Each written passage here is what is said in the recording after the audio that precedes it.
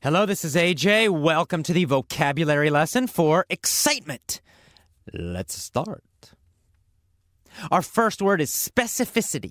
Specificity. A little difficult to pronounce, specificity. In fact, many native speakers have trouble pronouncing this word, especially if you say it fast in a sentence. Specificity. Specificity. Specificity. Sometimes I have trouble pronouncing it too, but I'm doing it correctly now. Specificity.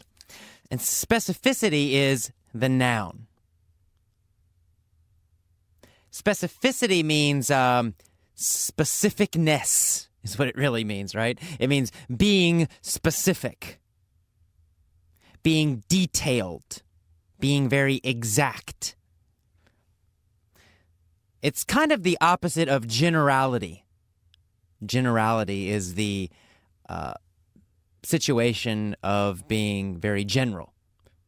So, for example, say, I want a lot more money. That statement is a generality, right? It's not detailed. But if you say, I want $2,496, well, that statement has specificity. It has detail. It has specificness. So that's specificity. Our next word is imprecise. Imprecise is an adjective, and in fact, it's the opposite of specific. And it's the opposite of precise. Precise is very similar to specific. It means you be very exact, very detailed. So again, I want $2,496.20. That's precise. That's detailed.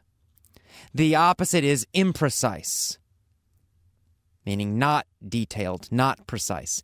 Imprecise means I'd like some more money, right? That's not detailed. It's very general. It's imprecise. So Tim Ferriss is saying that the question, what do I want? It's an imprecise question. It's not a specific question. It's too general. It's too imprecise. Our next word is faded. To be faded.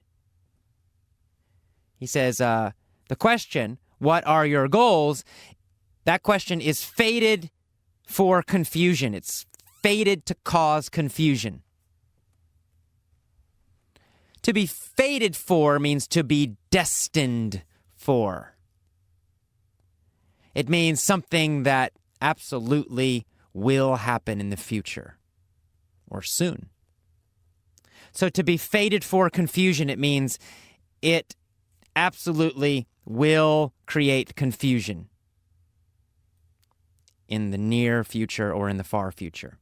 So that question, that general question, what are your goals, or what are my goals, or what do I want? It's fated to cause confusion. It absolutely will cause confusion. Next is the word worthwhile. So he's saying, what is the purpose of goals? Why are goals worthwhile? Worthwhile means beneficial. So why are goals beneficial? Why are goals useful, helpful, good to do, good to have? Worthwhile. So worthwhile, again, beneficial, helpful, useful, worthwhile. So worthwhile. Why are goals useful? Why are goals worthwhile? Why are they worthwhile? Our next word is ambiguous. He says that the idea of happiness is too ambiguous. And again, ambiguous has this idea of being imprecise. General, not clear is what it really means. Ambiguous means not clear. Not easy to understand, not really clear. It's a little bit confusing, a little bit too general, a little bit unclear. All those ideas. Ambiguous. Ambiguous. So happiness is ambiguous. He means that we're not quite sure what exactly is happiness. What does it mean exactly? In his opinion, it's an ambiguous word. It means we're not really sure what it means. We're not totally clear. We have a general idea, but we're not exactly sure. We're not totally clear. We're ambiguous about it. We're unclear about it. So again, ambiguous means not clear, not perfectly clear. It's the opposite of perfectly clear. Ambiguous, ambiguous. And next we have the phrase, bear with me. He says, bear with me. Bear with me while I ask more questions. Bear with me is an idiom, and it means be patient with me. It means be patient. Please be patient with me. So we say it when we need someone to be patient. Maybe we're going to talk a lot. Maybe we're trying to explain a difficult idea. So we want the other person to be patient. So we say, bear with me, and then we explain. Right? He says, bear with me while I ask more questions.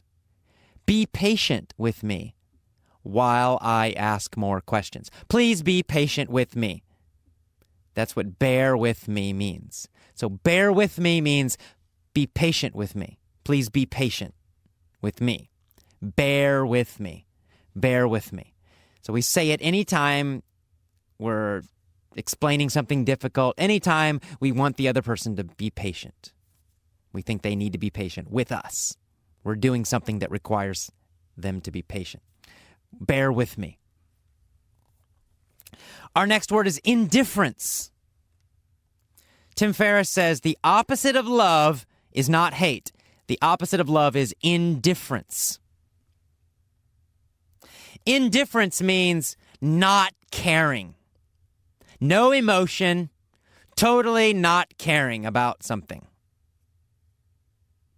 So let's talk about an easy example, a sports team. Let's say Manchester United, soccer team, football team.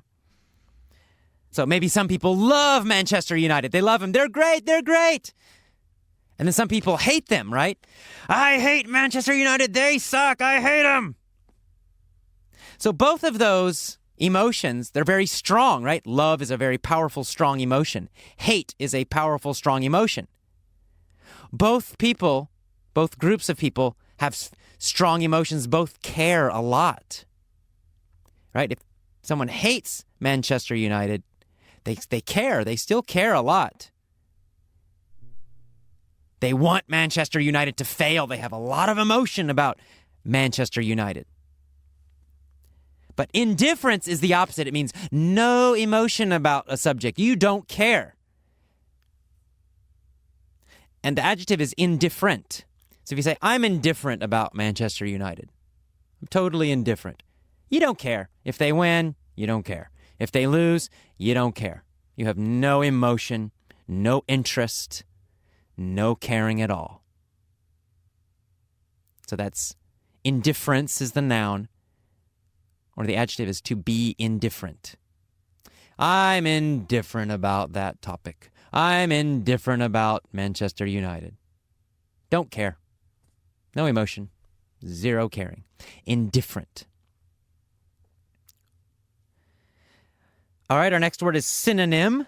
Excitement is the real synonym for happiness, is what he said. So synonym is just a word that means the same as another word. They're similar words, similar meanings. So every vocabulary lesson in these Power English lessons, every vocabulary lesson is really a synonym lesson. Because I tell you other words that have similar meanings. So he says happiness and excitement are synonyms. It means they're very close together. The meaning is very close. Two words with very close meanings, very similar meanings. That's a synonym. All right, our next and final word is bliss. He says, many people suggest that you follow your passion. Many people suggest that you follow your bliss. Bliss is a very strong word, and it means super happiness, incredible happiness. It's much stronger than happiness. Happiness is kind of an average word, a normal kind of emotion. Bliss is a very strong, powerful emotion, much stronger than happiness. So it's a synonym. It means basically the same. It means happiness, but it means very powerful happiness, very strong happiness, a lot of happiness. That's bliss. So again, bliss.